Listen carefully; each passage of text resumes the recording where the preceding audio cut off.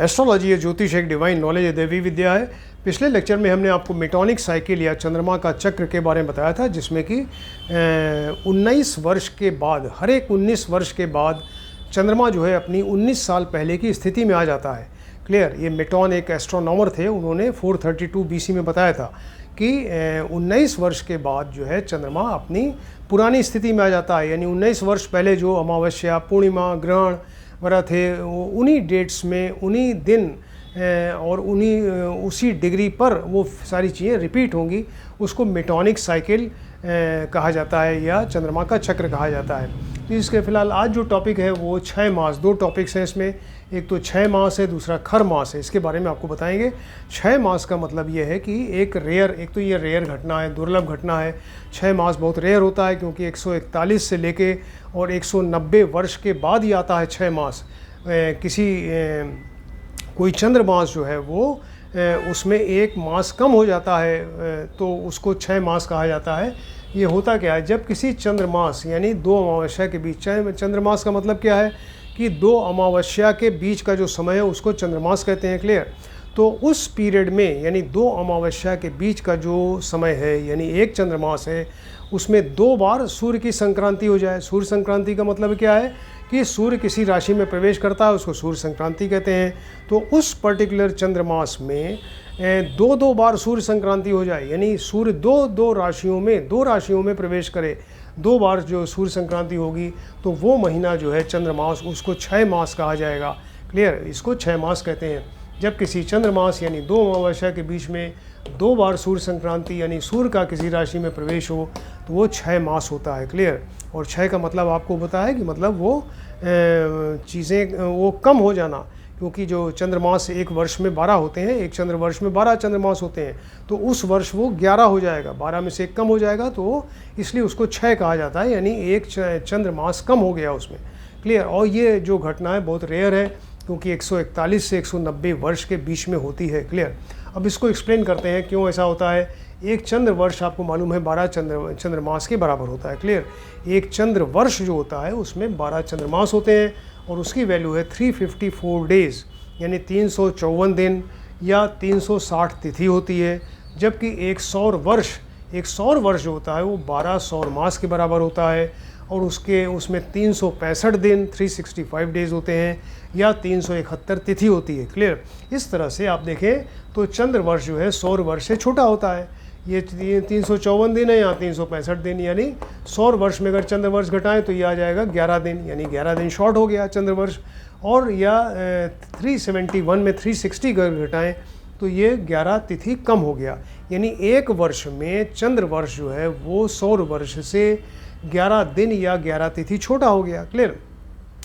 अब यही अंतर अगर 3 वर्ष में देखें, एक वर्ष में तो इतना हुआ, 3 वर्ष में क्या होगा, तो माने तीसरे वर्ष में फिर वो 30 दिन या एक अप्रॉक्सीमेट है 30 दिन या 30 तिथि या एक चंद्र मास के बराबर वो डिफरेंस आ जाएगा। यानी चंद्र वर्ष जो है वो 3 साल में सौर वर्ष से वो 30 दिन या 30 तिथि या एक चंद्र मास छोटा हो जाएगा। क्लियर।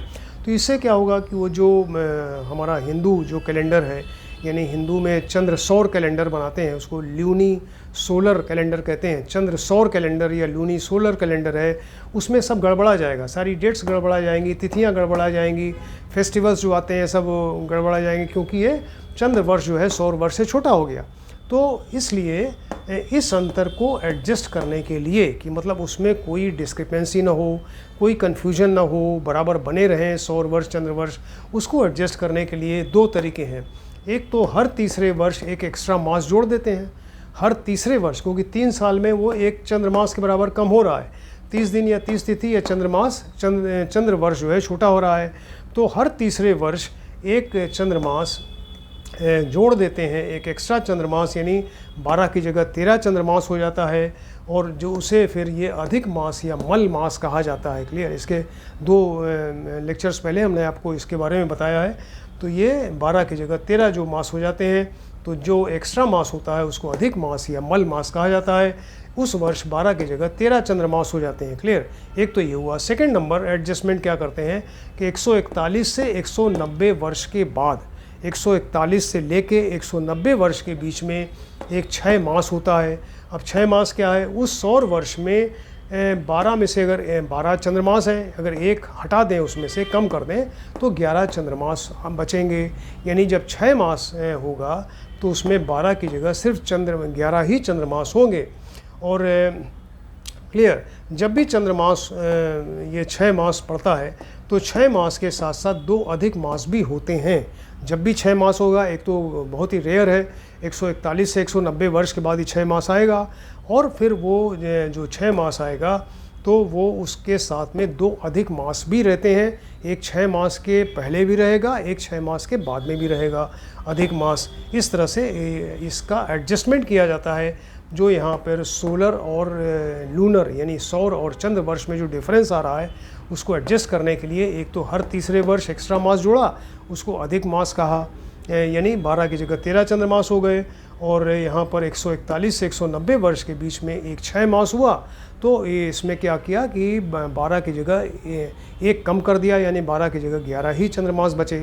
क्लियर, तो ये हुआ क्लियर। इसके अलावा ये बताया गया है कि 6 मास जो होता है ये सिर्फ ये विंटर जो मंथ्स होते हैं कार्तिक, अगहन और पूस के महीने में ही होता है। क्लियर, एक तो 141 से लेके और 190 वर्ष के बाद आता है ये, और ये सिर्फ जो है ये सिर्फ कार्तिक, अगहन और पूस के महीने में जो विंटर के मंथ्स हैं उसी में ही होता है। क्लियर, अभी 6 मास कब हुआ था अगर आप ये जानना चाहें तो रिसेंटली 6 मास जो है 1983 में आया था। क्लियर, 1983 में ये 15 जनवरी से 12 फरवरी के बीच में लगा था 6 मास। और जो नेक्स्ट एक्सपेक्टेड अब कितने समय के बाद आएगा, तो ये 2124 में एक्सपेक्टेड है, यानी 141 से 190 वर्ष के बाद आता है।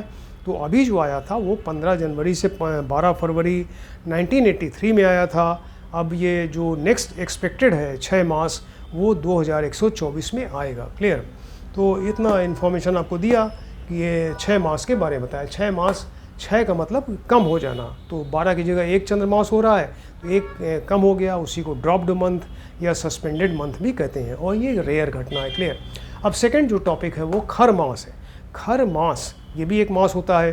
तो खर का मतलब क्या है, खर का एक संस्कृत वर्ड है। खर का मतलब है डोंकी या गधा, जो है उसको संस्कृत में खर कहा जाता है। क्लियर, तो खर मास जो है एक अशुभ मास है, और ये एवरी ईयर साल में 2 बार आता है। खर मास जो है साल में 2 बार आता है। एक और जब सूर्य बृहस्पति की 2 राशियां होती हैं, धनु और मीन राशि। क्लियर, तो जब सूर्य मध्य दिसंबर से यानी मिड दिसंबर से मिड जनवरी के बीच में धनु राशि में आता है, धनु राशि में रहता है, उस समय एक खर मास पड़ता है। क्लियर, तो जब सूर्य मिड दिसंबर, मध्य दिसंबर से मध्य जनवरी के बीच में धनु राशि जो बृहस्पति की राशि है उसमें जब आएगा तो ये खर मास पड़ेगा।